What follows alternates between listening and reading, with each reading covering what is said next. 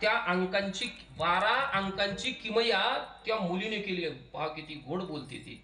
अरे दुसऱ्या म्हणजे ती माडीवर बसलेली ती कन्या या विद्वान पंडिताला म्हणते, अरे दुसऱ्या, दुसरी रास कोणती आहे? वृषभ. वृषभाला मराठीमध्ये म्हणतात खिल्लारी, बैला. लक्ष. अरे माझ्याकडे प्रेमाची अपेक्षा करतो का? अरे दुसऱ्या म्हणजे अरे बैला. तू माझ्याकडे तिसऱ्याची अपेक्षा करत असतील तर तिसरी रास कोणती आहे? मिथुन. संयोगाची, संबंधाची, सन्निकर्षाची, संगतीची अपेक्षा करत असतील तर मी 5ची 6वी आहे. 5वी रास कोणती आहे? सिंह. 6वी रास कोणती आहे? कन्या. मी सिंहाची कन्या आहे. ए बैला, तुला माहित नाही सिंहाच्या कन्येबरोबर काय बैल लग्न करतो का? जर सिंहाच्या कन्येबरोबर बैलाने लग्न केलं नाश्त्यावारी जाईल ना, मी आरीला राहायचा सुद्धा नाही तो.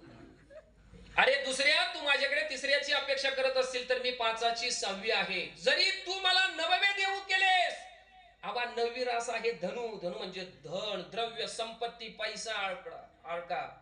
किंवा 11वे घेऊन माझ्या बापाच्या घरी पाणी भरलेस, 11वी रास कोणती आहे?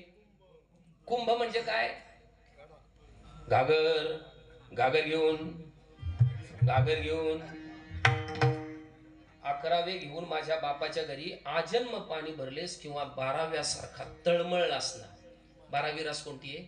मीन. मीन म्हणजे मासा. माशासारखा तळमळलास तरी मी तुझी कदापि होऊ शकत. त्याला त्याच्याच पद्धतीने उत्तर द्यावं लागतं. हे जसं आहे ना, याला अंकगणिती किमया म्हणतात. ज्ञानोबराय म्हणतात, बाबा विद्वान आहे, पंडित आहे, ज्ञानी आहे, जगाला मोठा शहाणपणा शिकवतो, पण त्याचा अंतःकरण अतिशय कोरडा आहे.